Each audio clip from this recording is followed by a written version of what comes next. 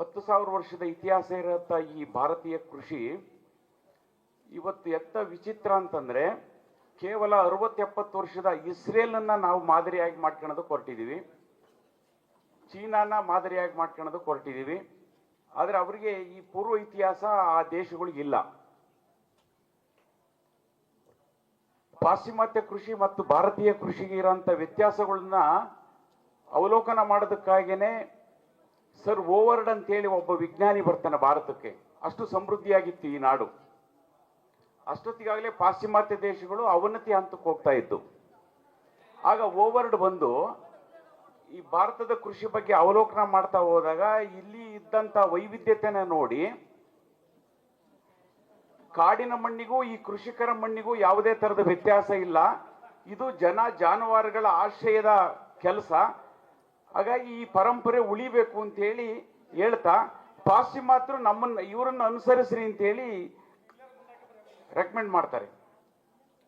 ನಂತರ ವಿಲಿಯಂ ಅಂತೇಳಿ ಒಬ್ಬ ವಿಜ್ಞಾನಿ ಬರ್ತಾನೆ. ಅದನ್ನ ಬ್ರಿಟಿಷ್ ಸರ್ಕಾರನೇ ಭಾರತಕ್ಕೆ ಕಳಿಸಿಕೊಟ್ಟು ಕೃಷಿ ಮೇಲೆ ಏನಾದ್ರು ಅಭಿವೃದ್ಧಿ ಮಾಡಬಹುದಾ ಅವಲೋಕನ ಮಾಡಿ ಅಂತ. ಆಗ 500 ಜನ ಕೃಷಿ ವಿಜ್ಞಾನಿಗಳ ಜೊತೆಲಿ ಭಾರತಕ್ಕೆ ಬಂದು ಪ್ರತಿ ಹಳ್ಳಿನೂ ಅವಲೋಕನ ಮಾಡ್ತಾನೆ. ಅವರು ಬೆಳಿಗ್ಗೆ 4:15 ಗಂಟೆಗೆ ಒಂದು ಕಟ್ಟೆ ಮೇಲೆ ಬಂದು ಕೂರ್ತಾರೆ. ಕೂತಾಗ ಆ ಹಳ್ಳಿಗಳ ಚಟುವಟಿಕೆ ಅಲ್ಲಿಂದ ಪ್ರಾರಂಭ ಆಗ್ತಾ ಹೋಗುತ್ತೆ. ಆ ಚಟುವಟಿಕೆ ಹೇಗಿತ್ತು ಅಂತಂದ್ರೆ ಪೂರ್ಣ ಪ್ರಮಾಣದ ಸ್ವಾವಲಂಬಿ ಕೃಷಿ. ಅದು ಬೇರೆಯವ್ರ ಅವಶ್ಯಕತೆನೇ ಇರಲಿಲ್ಲ ನಮ್ಮ ಕೃಷಿಗೆ. ಮಣ್ಣು, ನಮ್ಮ ಕೃಷಿಕರ ಮನಸ್ಥಿತಿಗಳು ಇದೆಲ್ಲದನ್ನು ಅಧ್ಯಯನ ಮಾಡಿ ಬ್ರಿಟಿಷ್ ಸರ್ಕಾರಕ್ಕೆ ಆಗ್ಲೇನೆ ಒಂದು ವರದಿ ಕೊಡ್ತಾರೆ. ಮುಂದುವರೆದಂತ ದೇಶಗಳು ಈ ಭಾರತೀಯ ಕೃಷಿಗೆ ಏನನ್ನೂ ಕಲಿಸೋ ಅವಶ್ಯಕತೆ ಇಲ್ಲ, ಆ ಕೃಷಿಕರಿಂದ ನಾವು ಕಲಿಬೇಕಾದದ್ದು ಸಾಕಷ್ಟು ಇದೆ ಅಂತೇಳಿ ಒಂದು ವರದಿ ಕೊಡ್ತಾನೆ. ಇದು ನಮ್ಮ ಭಾರತೀಯ ಕೃಷಿಯ ಗಟ್ಟಿತನನ ತೋರಿಸ್ಕೊಡುತ್ತೆ.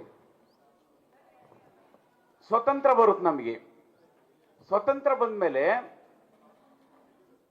2 ಕ್ರಾಂತಿಗಳು, ಒಂದು ಕ್ಷೀರ ಕ್ರಾಂತಿ, ಇನ್ನೊಂದು ಹಸಿರು ಕ್ರಾಂತಿ. ಈ ಭಾರತೀಯ ಕೃಷಿ ಪರಂಪರೆಗೆ ದೊಡ್ಡ ಪೆಟ್ಟು ಕೊಡ್ತವೆ ಇವು ಎರಡುವೆ. ಯಾಕೆಂದ್ರೆ ಕ್ಷೀರ ಕ್ರಾಂತಿ ಬಂತಲ್ಲ, ಆಗ ಪಾಶ್ಚಿಮಾತ್ಯ ಹಸುಗಳನ್ನ ನಮ್ಮ ಭಾರತಕ್ಕೆ ತರಿಸ್ಕೊಂತಾರೆ, HF ಮತ್ತು ಜರ್ಸಿ ಹಸುಗಳನ್ನ. ಆ ಸಂದರ್ಭದಲ್ಲಿ ಕುರಿಯನ್ನವರು ವರದಿ ಕೊಡೋಂಥ ಹಂತದಲ್ಲಿ ಭಾರತದಲ್ಲಿ 20 ಕಿಲೋಮೀಟರ್ ಒಂದೊಂದು ತಳಿಗಳು ಅಭಿವೃದ್ಧಿ ಆಗಿದ್ದು ಅಲ್ಲಿ ಭಾರತದಲ್ಲಿ. ಅವ್ರ ಸಂಖ್ಯೆ ಎಷ್ಟು ಅಂತಂದ್ರೆ 12 ಲಕ್ಷ ಗೋ ತಳಿಗಳು ಭಾರತದಲ್ಲಿದ್ದು.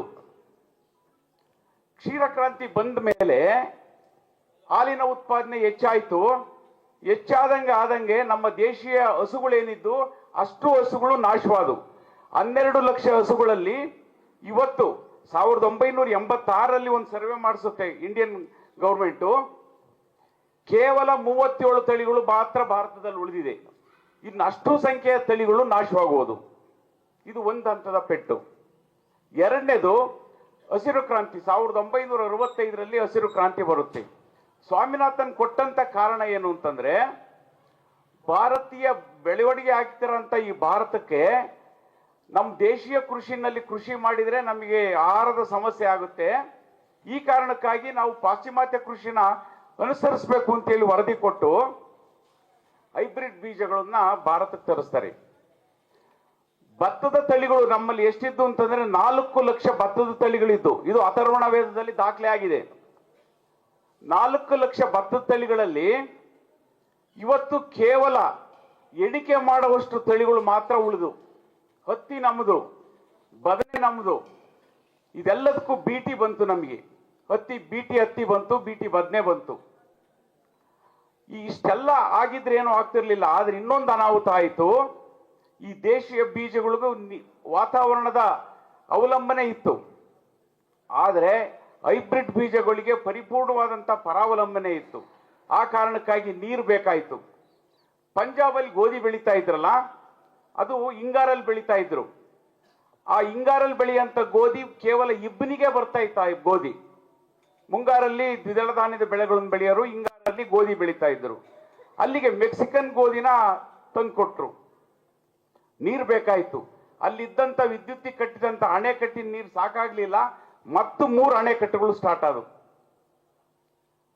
ಹೀಗೆ ದೇಶೀಯ ಬೀಜಗಳನ್ನು ನಾಶ ಮಾಡ್ತಾ ವಿದೇಶಿ ಬೀಜಗಳನ್ನ ಏನು ಹೈಬ್ರಿಡ್ ಬೀಜಗಳನ್ನು ಭಾರತಕ್ಕೆ ತಂದ್ರಲ್ಲ, ಈ ಹೈಬ್ರಿಡ್ ಬೀಜಗಳ ದಾಹ ತೀರಿಸೋದಕ್ಕಾಗಿ ಇವತ್ತು ಭಾರತದಲ್ಲಿ 600 ಅಣೆಕಟ್ಟುಗಳು ನಿರ್ಮಾಣ ಆಗಿದೆ. ಒಂದೊಂದು ಅಣೆಕಟ್ಟು 5,000 to 10,000 ಎಕರೆ ಅರಣ್ಯನ ನುಂಗಿ ಹಾಕಿದೆ. ಅರಣ್ಯ ನಾಶವಾಯಿತು. ಸೂಕ್ಷ್ಮ ವಲಯ ಪ್ರದೇಶ ಇತ್ತಲ್ಲ ಅಷ್ಟು ನಾಶವಾಯಿತು. ಇದು ಆಧುನಿಕ ಕೃಷಿಯ ಕೊಡುಗೆ. ಇದು ಇಷ್ಟೆಲ್ಲ ಆದ್ಮೇಲೂ ಭಾರತದಲ್ಲಿದ್ದಂತ 87% ಕೃಷಿಕರೇನಿದ್ರಲ್ಲ, ಈ ಆಧುನಿಕ ಕೃಷಿಯ ಫಲದಿಂದ 40% ಬೇರೆ ಉದ್ಯೋಗಕ್ಕೆ ವಲಸೆ ಹೋದ್ರು. ಈಗ 47% ಮಾತ್ರ ಭಾರತದಲ್ಲಿ ಕೃಷಿಕರಿದ್ದಾರೆ. ಇಷ್ಟು ಅನಾಹುತಗಳು ಆದರೂ ಸಹ ನಾವು ಎಚ್ಚೆತ್ಕೊಂಡಿಲ್ಲ ಅಂತಂದ್ರೆ ಕೃಷಿಕರಿಗೆ ಭವಿಷ್ಯನೇ ಇಲ್ಲ, ಬದುಕೇ ಇಲ್ಲ. ಈ ಕಾರಣಕ್ಕಾಗಿ ಜಪಾನಿನ ಫುಕುವೋಕ ಕೊಟ್ಟಂತ ಸಹಜ ಕೃಷಿ, ಭಾರತದ ಸುಭಾಷ್ ಪಾಳೇಕರ್ ಕೊಟ್ಟಂತ ನೈಸರ್ಗಿಕ ಕೃಷಿ, ಇದು ನಿಸರ್ಗ ಮತ್ತು ರೈತನ ಬದುಕನ್ನ ಗಟ್ಟಿಗೊಳಿಸುವಂತ ಕ್ರಿಯೆಗಳು. ಈ ಹಿನ್ನೆಲೆಯಲ್ಲಿ ನಾನು ನೈಸರ್ಗಿಕ ಕೃಷಿ ಮಾಡ್ತಾ, ಬಹುಬೆಳೆ ಪದ್ಧತಿ ಮಾಡ್ತಾ, ಸಮಗ್ರ ಕೃಷಿ ಪದ್ಧತಿ ಮಾಡ್ತಾ ಕೇವಲ 14 ವರ್ಷದಲ್ಲಿ ಪೂರ್ಣ ಪ್ರಮಾಣದ ಸ್ವಾವಲಂಬಿಯಾಗಿ ಯಾರನ್ನೂ ಬೇಡ್ತಾ ಪ್ರಕೃತಿನ ಉಳಿಸ್ತಾ ನಾನು ಕೃಷಿ ಮಾಡ್ತಾ ಇರೋದು ಇವತ್ತು ಬಹುತೇಕರಿಗೆ ಆಶ್ಚರ್ಯ ತಂದುಕೊಟ್ಟಿದೆ. ಜೊತೆಯಲ್ಲಿ ಅದು ಅನುಕರಣೆ ಮಾಡೋ ಅಂತ ವ್ಯವಸ್ಥೆನ ಕಲ್ಪಿಸಿಕೊಟ್ಟಿದೆ. ಈ ಕಾರಣಕ್ಕಾಗಿ ನೈಸರ್ಗಿಕ ಕೃಷಿ ಇದೆಯಲ್ಲ, ಇದು ಬಹಳ ಅವಶ್ಯಕವಾಗಿ ಮಾಡಬೇಕಾದಂತ ಕೃಷಿ. ಇವತ್ತು ಏಕ ಬೆಳೆ ಅಡಿಕೆಗೆ ಹರಿಹರದಿಂದ ಶಿರಾ ತನಕ ಮೇನ್ ರೋಡ್ ಅಲ್ಲಿ ನೀವು ಗಮನಿಸಬಹುದು, ಪೂರ್ಣ ಆಹಾರ ಬೆಳೆಯಂತ ಪ್ರದೇಶ ಅಡಿಕೆಯಾಗಿ ಕನ್ವರ್ಷನ್ ಆಗ್ತಾ ಇದೆ. ಹೈದರಾಬಾದಲ್ಲಿ ಕೋಟ್ಯಾಂತರ ಸಸಿಗಳು ನಮ್ಮ ಕರ್ನಾಟಕದಿಂದ ಅಡಿಕೆ ಸಸಿಗಳು ಹೋದು. ಇವತ್ತು 1000 ಎಕರೆ ಅಡಿಕೆ ಅಲ್ಲಿ ಬೆಳೆದಿದ್ದಾರೆ. ಹಾಗಾಗಿ ಏಕ ಬೆಳೆಗೆ ನಾವು ಯಾವಾಗ ದುಡ್ಡಿನಿಂದ ಹೋದ್ಯೋ, ಆ ದುಡ್ಡಿನಿಂದ ಹೋದಾಗ ಆಗಂತ ಅನಾಹುತಗಳಿಗೆ ಏನ್ ಆಗ್ತಾ ಇದೆ ಅದೆಲ್ಲದೂ ಈ ಆಧುನಿಕ ಕೃಷಿಯ ಫಲದಿಂದ ಅಂತ ಹೇಳಿ ಹೇಳ್ಬೋದು. ಹಿಂದೆ ಪಂಚಭೂತಗಳ ಬಗ್ಗೆ ಸಜ್ಜನ್ ಅವರು ಮಾತಾಡಿದರು. ಈ ಪಂಚಭೂತಗಳೇನಿದೆ, ಈ ಪಂಚಭೂತಗಳ ಆಧಾರಿತವಾದಂತ ಕೃಷಿ ನಮ್ದಾಗಿತ್ತು. ಋತುಮಾನಗಳ ಆಧಾರಿತವಾದಂತ ಕೃಷಿ ನಮ್ದಾಗಿತ್ತು. ಯಾವಾಗ ನಾವು ಕೆಮಿಕಲ್ಲು ಮತ್ತು ರಾಸಾಯನಿಕನ ಹೆಚ್ಚೆಚ್ಚು ಬೆಳೆಸ್ತಾ ಹೋದ್ವಲ್ಲ, ಗೊಬ್ಬರ ಮತ್ತು ಔಷಧಿನ, ಇದರ ಫಲವಾಗಿ ಸೂಕ್ಷ್ಮಾಣು ಜೀವಿಗಳು ಮಣ್ಣಿಂದ ನಾಶವಾಗೋದು, ಮಣ್ಣು ಜೀವಿಗಳು ನಾಶವಾದವು, ಡೈವರ್ಸಿಟಿ ಹೊರಟೋಯ್ತು. ಇದರ ಫಲದಿಂದ ಏನಾಗಿದೆ ಅಂತಂದ್ರೆ ಇವತ್ತು ಪಂಚಭೂತಗಳು ಪೂರ್ಣ ಪ್ರಮಾಣದಲ್ಲಿ ತನ್ನ ಚಟುವಟಿಕೆನ ಸ್ಥಗಿತಗೊಳಿಸಿದೆ. ಋತುಮಾನಗಳು ಕಾಲಕ್ಕೆ ತಕ್ಕಂತೆ ಕೆಲಸ ಮಾಡ್ತಾ ಇಲ್ಲ. ಕಾರಣ ಏನು ಅಂತಂದ್ರೆ ಆಧುನಿಕ ಕೃಷಿ ಪದ್ಧತಿಯಿಂದ ನಾವು ಏಕ ಬೆಳೆ ಬೆಳೀತಾ ರಾಸಾಯನಿಕ ಆಗ್ತಾ ಡೈವರ್ಸಿಟಿನ ಯಾವಾಗ ನಾಶ ಮಾಡಿದೆಯೋ, ಈ ನಾಶ ಮಾಡೋ ಹಂತದಲ್ಲಿ ಮಣ್ಣು ಜೀವಿಗಳು, ಮುಖ್ಯವಾಗಿ ಎರೆಹುಳು, ನಮ್ಮ ದೇಶೀಯ ಎರೆಹುಳಿನಲ್ಲಿ 2 ಜಾತಿ. ಒಂದು ಅಡ್ಡಡ್ಡ ಓಡಾಡುತ್ತೆ 3/4 ಅಡಿ ಆಳದಲ್ಲಿ, ನಂತರ ಇನ್ನೊಂದು 24 ಅಡಿ ಆಳಕ್ಕೆ ಹೋಗಿ ಮತ್ತೆ ಮೇಲೆ ಬರುತ್ತೆ. ಈ 2 ಜಾತಿ ಎರೆಹುಳುಗಳು ನಾಶವಾದವು. ಇರುವೆ ಇಲ್ಲ, ಗೊದ್ದ ಇಲ್ಲ, ಎಲ್ಲದನ್ನು ನಾವು ನಾಶ ಮಾಡ್ತಾ ಕಪ್ಪೆ, ಏಡಿ ಆದಿಯಾಗಿನೂ ನಾವು ನಾಶ ಮಾಡಿದ್ರಿಂದ ಮಣ್ಣಿನಲ್ಲಿ ರಂಧ್ರ ಮಾಡುವಂತ ಕ್ರಿಯೆನೇ ಇವತ್ತು ಸ್ಥಗಿತವಾಗಿ ಹೋಗಿದೆ. ಈ ಸ್ಥಗಿತವಾಗಿರೋದ್ರಿಂದ ಈ ಋತುಮಾನದಲ್ಲಿ ಆಗಂತ ಬದಲಾವಣೆಗಳಿದಾವಲ್ಲ, ಇದನ್ನ ನಾವು ಸೂಕ್ಷ್ಮವಾಗಿ ಗಮನಿಸಬೇಕು. ಬೇಸಿಗೆ ಕಾಲ ಇದರ ಕಾರ್ಯ ಏನು ಅಂತಂದ್ರೆ ಸುಡು ಬಿಸಿಲು ಬರೋದು. ಈ ಬಿಸಿಲಿಗೆ ಗಾಳಿ ಕಾಯುತ್ತೆ, ಆಗ ಹಗುರವಾಗುತ್ತೆ.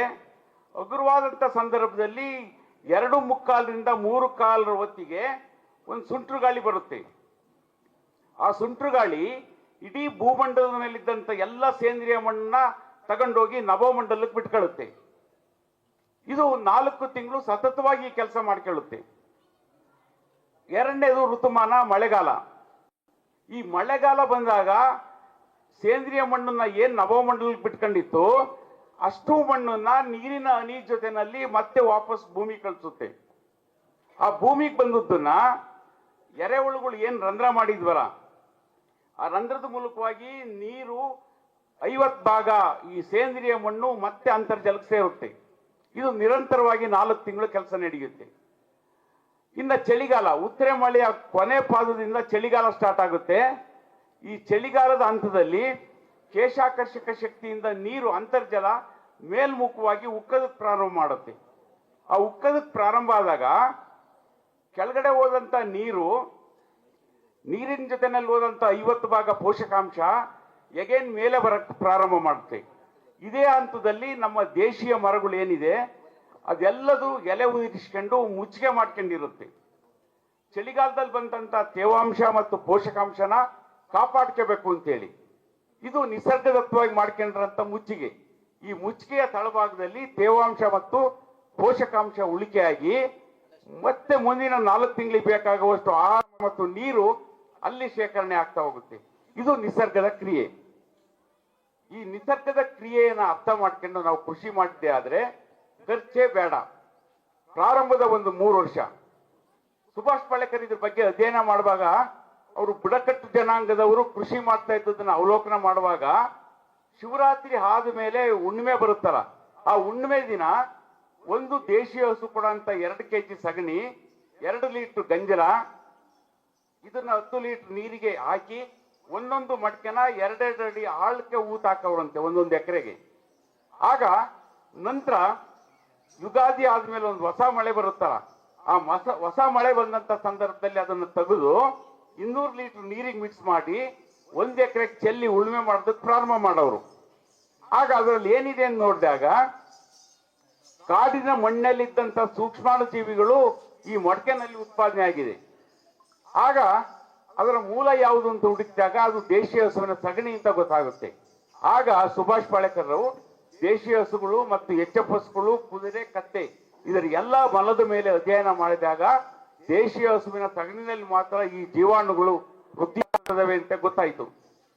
ಆಗ ಅವರು ಜೀವಾಮೃತ ಅಂತ ಹೇಳಿ ಅದನ್ನ ಕಂಡಿಡಿದು ಜೀವಾಣುಗಳು ಯಾವಾಗ ಸತ್ತೋಗಿದ್ದು ಅಂತ ಜಾಗಕ್ಕೆ 200 ಲೀಟರ್ ಜೀವಾಮೃತನ ಕೊಡ್ತಾ ಹೋದರೆ ಪರಿಪೂರ್ಣವಾದಂತ ಜೀವಾಣುಗಳು ಅಲ್ಲಿ ಮರುಪೂರ್ಣ ಆದ್ಮೇಲೆ ಡೆವಲಪ್ ಆಗ್ತವೆ ಅಂತ ಹೇಳಿ ಅಧ್ಯಯನ ಮಾಡ್ತಾರೆ. ಅಧ್ಯಯನ ಮಾಡಿದ ಸಂದರ್ಭದಲ್ಲಿ ಯಾವಾಗ ಜೀವಾಮೃತ ಕೊಡ್ತಾ ಹೋದ್ವಿ ಅಲ್ಲಿ ಮುಚ್ಚಿಗೆ ಮಾಡಬೇಕು. ಮುಚ್ಚಿಗೆ ಯಾಕೆ ಮಾಡಬೇಕು ಅಂತಂದ್ರೆ ಈ ಮುಚ್ಚಿಗೆ ಮಾಡ್ತೀವಲ್ಲ ಅದರ ಕೆಳಗಡೆ ಒಂದು ಪರ್ಯಾವರಣ ನಿರ್ಮಾಣ ಆಗುತ್ತೆ. ಆ ಪರ್ಯಾವರಣದಲ್ಲಿ ಸೂಕ್ಷ್ಮ ಜೀವಿಗಳು ಡೆವಲಪ್ ಆಗ್ತಾ ಹೋಗ್ತವೆ, ಅದ್ರ ಜೊತೆನಲ್ಲಿ ಮಣ್ಣು ಜೀವಿಗಳು ಡೆವಲಪ್ ಆಗ್ತಾ ಹೋಗ್ತವೆ. ಏನ್ ಆ ಮುಚ್ಚಿಗೆ ಮಾಡಿರ್ತೀವಲ್ಲ ಆ ಮುಚ್ಚಿಗೆ ಬಯೋಮಾಸ್ ಆಗಿ ಕ್ರಿಯೇಟ್ ಆಗಿ ಅಲ್ಲಿ ಆರ್ಗ್ಯಾನಿಕ್ ಕಾರ್ಬನ್ ಸೃಷ್ಟಿ ಆಗ್ತಾ ಹೋಗುತ್ತೆ. ಈ ಆರ್ಗ್ಯಾನಿಕ್ ಕಾರ್ಬನ್ನೇ ಪಂಚಭೂತಗಳನ್ನ ನಿಯಂತ್ರಣ ಮಾಡೋ ಶಕ್ತಿ ಆರ್ಗ್ಯಾನಿಕ್ ಕಾರ್ಬನ್ ಮಾತ್ರ ಇರೋದು. ಈ ಆರ್ಗ್ಯಾನಿಕ್ ಕಾರ್ಬನ್ ಯಾವಾಗ ನಿರ್ಮಾಣ ಆಗ್ತಾ ಹೋಗುತ್ತೆ ಆಗ ಮಣ್ಣು ಪರಿಪೂರ್ಣವಾದಂತ ಬದಲಾವಣೆ ಅಲ್ಲಿ ನಾವು ನೋಡ್ಬೋದು. ಈ ಹಂತದ ಬದಲಾವಣೆಗಳನ್ನ ನಾವು ಕಂಡಾಗ ಏನನ್ನೂ ಖರ್ಚು ಮಾಡದಂಗೆ ಬೆಳೆಯುವಂತ ಅವಕಾಶ ರೈತರಿಗೆ ಬರುತ್ತೆ. ಒಂದು ಉದಾಹರಣೆ ನಂದನ್ನೇ ನಾನು ಹೇಳ್ತಾ ಹೋದ್ರೆ, ನಾನು 2007ರಲ್ಲಿ ನಾನು ಜಮೀನು ಖರೀದಿ ಮಾಡಿ ಕೃಷಿ ಮಾಡಕ್ಕೆ ಹೊರಟಂತ ಸಂದರ್ಭದಲ್ಲಿ ನನ್ನ ಕೃಷಿ ಭೂಮಿನಲ್ಲಿ ಇದ್ದಂತ ಆರ್ಗ್ಯಾನಿಕ್ ಕಾರ್ಬನ್ ಪ್ರಮಾಣ 0.04%, ಏನೂ ಇಲ್ಲ. ಇನ್ನ ಪೋಷಕಾಂಶಗಳು ಇರಲೇ ಇಲ್ಲ, ಲಘು ಪೋಷಕಾಂಶಗಳಿಲ್ಲ, ಮಣ್ಣು ಅಸಿಡಿಟಿ ಆಯಿತು. ಇಂಥ ಮಣ್ಣನ್ನ ನಾನು ಬದಲಾವಣೆ ಮಾಡಬೇಕು ಅಂತೇಳಿ ಜೀವಾಮೃತ ಕೊಡ್ತಾ ಮುಚ್ಚಿಗೆ ಮಾಡ್ತಾ ಹೋದಂಗೆ ನನ್ನ ಆರ್ಗ್ಯಾನಿಕ್ ಕಾರ್ಬನ್ ಪ್ರಮಾಣ ಇವತ್ತಿಗೆ 3.47ಕ್ಕೆ ಬಂದಿದೆ. 0ದಲ್ಲಿ ಇದ್ದದ್ದು 3.47ಕ್ಕೆ ಬಂದಿದೆ. ಇದು 5ನ್ನ ಮುಟ್ಸು ಅಂತಂದ್ರೆ ನನ್ನ ತೋಟಕ್ಕೆ ನೀರಿನ ಅವಶ್ಯಕತೆನೂ ಇಲ್ಲ. ಯಾಕೆಂದ್ರೆ ಆರ್ಗ್ಯಾನಿಕ್ ಕಾರ್ಬನ್ನು ಒಂದು ಪ್ರಮಾಣ 4 ಪ್ರಮಾಣದ ನೀರನ್ನ ಹಿಡಿದು ಭೂಮಿ ಕೊಡುವಂತ ಕ್ರಿಯೆನ ಅದು ಮಾಡ್ತಾ ಹೋಗುತ್ತೆ. ಅದನ್ನ ನಾವು ಇಲ್ಲಿ ಡೆವಲಪ್ ಮಾಡಬೇಕು. ನಂತರ ಈ ಮುಚ್ಚಿಗೆ ಮಾಡಿದ್ರಿಂದ ಏನಾಯ್ತು ಅಂತಂದ್ರೆ ಮಣ್ಣು ಜೀವಿಗಳು ಸೃಷ್ಟಿ ಆಗ್ತಾ ಹೋದು, ಕಳೆಗಳು ಬೆಳೀತಾ ಹೋದು. ಇವತ್ತು ನನ್ನ ತೋಟದಲ್ಲಿ 145ಕ್ಕೂ ಹೆಚ್ಚು ಜಾತಿಯ ಕಳೆಗಳು ಹುಟ್ಟಿ ಸಾಯ್ತಾ ಇದ್ದಾವೆ. ಇಲ್ಲಿ ಎಲೆ ಕಳೆಗಳಿದೆ, ಹುಲ್ಲಿನ ಕಳೆ ಇದೆ, ಗೆಡ್ಡೆ ಕಳೆಗಳು ಇದೆ. ಈ ಹುಲ್ಲಿನ ಕಳೆಗಳು ಏಕದಳ, ಎಲೆ ಕಳೆಗಳು ದ್ವಿದಳ, ಗೆಡ್ಡೆ ಕಳೆಗಳಲ್ಲಿ ಔಷಧಿ ಗುಣ ಇರುತ್ತೆ. ಹಾಗಾಗಿ ಏಕದಳ ದ್ವಿದಳ ಬೆಳೆದಾಗ ಮಣ್ಣಲ್ಲಿ ಸಹಜವಾಗಿ CN ರೇಷಿಯೋ, ಆರ್ಗ್ಯಾನ್ ಕಾರ್ಬನ್ ಮತ್ತು ನೈಟ್ರೋಜನ್ ಪ್ರಮಾಣ ಜಾಸ್ತಿ ಆಗ್ತಾ ಹ್ಯೂಮಸ್ ಕ್ರಿಯೇಟ್ ಆಗುತ್ತೆ ಅಲ್ಲಿ. ಆ ಹ್ಯೂಮಸ್ಸೇ ಇಡೀ ಭೂಮಿನಲ್ಲಿ ಬೆಳೆಯುವಂತ ಎಲ್ಲ ಜೀವಿಗಳ ಮತ್ತು ಸಸ್ಯಗಳ ಆರೋಗ್ಯನ ಕಾಪಾಡುವಂತ ಶಕ್ತಿಗೆ ಆ ಹ್ಯೂಮಸ್ ಸಿಗಿದೆ. ಇನ್ನ ಇವಿಷ್ಟು ಬಿದ್ದು ಸಾಯ್ತವಲ್ಲ, ಆ ಸತ್ತದ್ದು ಬಯೋಮಾಸ ಕ್ರಿಯೇಟ್ ಆಗಿ ಆರ್ಗ್ಯಾನಿಕ್ ಕಾರ್ಬನ್ ಆಗಿ ನಿರ್ಮಾಣ ಆಗುತ್ತೆ. ಈ ಆರ್ಗ್ಯಾನಿಕ್ ಕಾರ್ಬನ್ ಏನ್ ಮಾಡುತ್ತೆ ಅಂದ್ರೆ ಪೋಷಕಾಂಶ ಮತ್ತು ನೀರನ್ನ ಸಂರಕ್ಷಣೆ ಮಾಡುವಂತ ಶಕ್ತಿನ ಅದು ಗಳಿಸಿಕೊಳ್ಳುತ್ತೆ. ಇದಿಷ್ಟು ಕ್ರಿಯೆ ಒಂದು ಹಂತದಲ್ಲಿ ಆಯ್ತು. ಇವತ್ತು ಮಣ್ಣಿಗೂ ಮತ್ತು ಕರಳಿಗೂ ಒಂದು ನೇರವಾದಂತ ಸಂಬಂಧ ಇದೆ. ಏನದು? ಮಣ್ಣಲ್ಲಿ ಏನೇ ಬೆಳೆದ್ರು ಅದು ಪರಿಪೂರ್ಣವಾದಂತ ಪೋಷಕಾಂಶಗಳನ್ನ ತಿಂದು ಬದುಕುತ್ತೆ. ಪರಿಪೂರ್ಣವಾದಂತ ಪೋಷಕಾಂಶಗಳನ್ನ ತಿಂದು ಬದುಕುವಂತಹ ಆಹಾರನ ಮನುಷ್ಯ ತಿಂದ್ರೆ ಆತನ ಆರೋಗ್ಯ ಪರಿಪೂರ್ಣವಾಗಿರುತ್ತೆ ಅಂತ ಹೇಳಿ ಅಮೆರಿಕದ ಒಂದು ಜನರಲ್ ವರದಿ ಮಾಡಿದೆ. ಏನದು? ಇವತ್ತು ದೇಶೀಯ ಬೀಜಗಳು, ನಮ್ಮ ದೇಶೀಯ ಕೃಷಿ ಅಥವಾ ನೈಸರ್ಗಿಕ ಕೃಷಿ ಏನಿದೆ ಇದರಲ್ಲಿ ಪರಿಪೂರ್ಣವಾದಂತ ಪೋಷಕಾಂಶಗಳನ್ನ ನಾವು ಸಸ್ಯಕ್ಕೆ ಸಪ್ಲೈ ಮಾಡ್ತಾ ಇದ್ದೀವಿ. ಆದರೆ ಹೈಬ್ರಿಡ್ ಆಧುನಿಕ ಕೃಷಿ ಪದ್ಧತಿನಲ್ಲಿ ನಾವು ಕೇವಲ 5ರಿಂದ 9 ಪೋಷಕಾಂಶಗಳನ್ನು ಮಾತ್ರ ಕೊಡ್ತಾ ಅಪರಿಪೂರ್ಣವಾದಂತ ಪೋಷಕಾಂಶಗಳನ್ನ ಕೊಡ್ತಾ ಬೆಳೆ ಬೆಳೀತಾ ಇದ್ದೀವಿ. ಆ ಫಲನ ತಿಂದು ನಾವು ಬದುಕ್ತಾ ಇರೋದ್ರಿಂದ ಇವತ್ತು ನಮಗೆ ಅನೇಕ ಆರೋಗ್ಯ ಸಮಸ್ಯೆಗಳು ಕಾಡ್ತಾ ಇದ್ದಾವೆ. ಈಗ ನಾವು ಆಹಾರನ ತಿಂತೀವಿ, ಕೇವಲ 5ರಿಂದ 9 ಪೋಷಕಾಂಶಗಳನ್ನು ಮಾತ್ರ ಅದು ನಮಗೆ ಕೊಡುತ್ತೆ. ಇನ್ನು ಉಳಿದಂತ ಪೋಷಕಾಂಶಗಳು ಬೇಕಲ್ಲ, ಆಗ ನಾವು ಊಟ ಮಾಡಿದ ಮೇಲೋ ತಿಂಡಿ ತಿಂದ ಮೇಲೋ ಮತ್ತೆ ದೇಹ ಬಯಸುತ್ತೆ ನಮಗೆ ಆಹಾರ ಬೇಕು ಅಂತೇಳಿ. ಆಗ ನಾವು ಬೇರೆ ಬೇರೆ ವಸ್ತುಗಳನ್ನ ತಿನ್ನೋದಕ್ಕೆ ಪ್ರಾರಂಭ ಮಾಡ್ತೀವಿ. ಈ ಎಲ್ಲ ಕಾರಣದಿಂದ ಇವತ್ತು ನಮ್ಮ ಆರೋಗ್ಯ ಪರಿಪೂರ್ಣವಾಗಿ ಕೆಟ್ಟೋಗಿದೆ. ಈ ರಾಸಾಯನಿಕ ಕೃಷಿಯಿಂದ ಹೊರಗೆ ಬರ್ಬೇಕಲ್ಲ, ಆಗ ಸಾವಯವ ಕೃಷಿ ಅಂತೇಳಿ ಒಂದು ಹೊಸ ಟ್ರೆಂಡ್ ನಿರ್ಮಾಣ ಆಯಿತು. ಈ ಟ್ರೆಂಡ್ ಇಂದ ಏನಾಯ್ತು ಅಂತಂದ್ರೆ ಕೇವಲ ರಾಸಾಯನಿಕ ಕೃಷಿನಲ್ಲಿ 144 ಕಂಪನಿಗಳು ಮಾತ್ರ ವಸ್ತುಗಳನ್ನ ಉತ್ಪಾದನೆ ಮಾಡ್ತಾ ಇದ್ರು. ಸಾವಯವ ಅಂತ ಬಂದ ತಕ್ಷಣನೇ ಇವತ್ತು 364 ಕಂಪನಿಗಳು ಪ್ರಾರಂಭ ಆಗಿ ಅವರ ವಸ್ತುಗಳನ್ನು ಮಾರಾಟ ಮಾಡೋದಕ್ಕೆ ನಮ್ಮ ರೈತರನ್ನೇ ಮೂಲ ಆಧಾರವಾಗಿ ಇಟ್ಕೊಂಡಿದ್ದಾರೆ. ಇವತ್ತು ರೈತರು ಹೇಗಾಗಿದ್ದಾರೆ ಅಂತಂದ್ರೆ ಪರಿಪೂರ್ಣವಾದಂತ ಸ್ವಾವಲಂಬಿ ಬಿಟ್ಟು ಪರಾವಲಂಬಿಗಳಾಗಿದ್ದಾರಲ್ಲ. ಹಾಗಾಗಿ ಯಾವುದೋ ಒಂದು ಹೊಸ ಪ್ರಾಡಕ್ಟ್ ಬಂದ ತಕ್ಷಣ ಅದಕ್ಕೆ ನಾವು ಮರಳಾಗ್ತೀವಿ, ಅದನ್ನ ನಾವು ಬಳಸೋದಕ್ಕೆ ಪ್ರಾರಂಭ ಮಾಡ್ತೀವಿ. ಆತ ಉದ್ಧಾರ ಆಗ್ತಾನೆ ಹೊರತು ರೈತರು ಯಾವತ್ತೂ ಉದ್ಧಾರ ಆಗೋದಕ್ಕೆ ಸಾಧ್ಯತೆನೇ ಇಲ್ಲ. ಒಂದು ಉದಾಹರಣೆ ಹೇಳ್ತೀನಿ. ಒಬ್ಬ ಸಾವಯವ ಗೊಬ್ಬರ ಅಥವಾ ಔಷಧಿ ಮಾರಾಟ ಮಾಡೋಂಥ ಒಂದು ಕಂಪನಿ ತನ್ನ ಜಾಲನ ನಿರ್ಮಾಣ ಮಾಡಿ ಮಾರಾಟಗಾರನ ರೈತರ ಹತ್ರ ಕಳಿಸ್ಕೊಡ್ತಾರಲ್ಲ, ಆ ರೈತನ ವರ್ಷಕ್ಕೊಂದ್ಸರಿ ಫಾರಿನ್ ಟೂರ್ ಕಳಿಸ್ಕೊಡ್ತಾರೆ. ಅದನ್ನು ಬಳಸಿದಂತ ರೈತರ ಉದ್ಧಾರ ಆಗ್ಬೇಕಿತ್ತಲ್ವಾ? ಯಾಕೆ ಉದ್ಧಾರ ಆಗ್ಲಿಲ್ಲ? ಇವತ್ತು ನಾವು ಚನ್ನಗಿರಿಗೆ ಹೋಗೋದಕ್ಕೆ ಯೋಚನೆ ಮಾಡ್ತೀವಿ, ದಾವಣಗೆರೆಗೆ ಹೋಗೋದಕ್ಕೆ ಯೋಚನೆ ಮಾಡೋಂಥ ಸ್ಥಿತಿ ರೈತನಿಗೆ ಬಂದಿದೆ. ಆ ಕಾರಣಕ್ಕಾಗಿ ನಾವು ಪರಿಪೂರ್ಣವಾದಂತಹ ಸ್ವಾವಲಂಬಿಗಳಾದ್ರೂ ಮಾತ್ರ ನಾವು ಬದುಕಬಹುದು. ಆ ಬದುಕಿದ್ರೆ ಮಾತ್ರ ನಮ್ಮ ಬದುಕಿಗೆ ಒಂದು ಅವಕಾಶ ಇದೆ ಅಂತೇಳಿ ಹೇಳ್ತಾ ನನಗೆ ಕೊಟ್ಟಂತ 20 ನಿಮಿಷ ಮುಕ್ತಾಯ ಆಗಿದೆ. ಸಾಕಷ್ಟು ವಿಚಾರಗಳಿದೆ. ಇವತ್ತು ಈ ಭಾಗದಲ್ಲಿ ಮುಖ್ಯವಾಗಿ ಅಡಿಕೆ ಬೆಳೆಗಾರರಿದ್ದೀರಿ. ಏಕ ಬೆಳೆ ಬೆಳೆಯೋದನ್ನ ನಿಲ್ಲಿಸಿ ಅದ್ರ ಜೊತೆನಲ್ಲಿ ಉಪಬೆಳೆಗಳನ್ನ ನೀವು ಕಂಪೋಸ್ ಮಾಡ್ತಾ ಹೋಗಿ. ಮೆಣಸಿದೆ, ಜಾಯಿಕಾಯಿ ಇದೆ, ಕೋಕೋ ಇದೆ, ಈ ಥರದ ಬೆಳೆಗಳನ್ನ ನೀವು ಅಡಿಕೆ ಬೆಳೆಗಳಲ್ಲಿ ಬೆಳೀತಾ ಹೋಗಿ.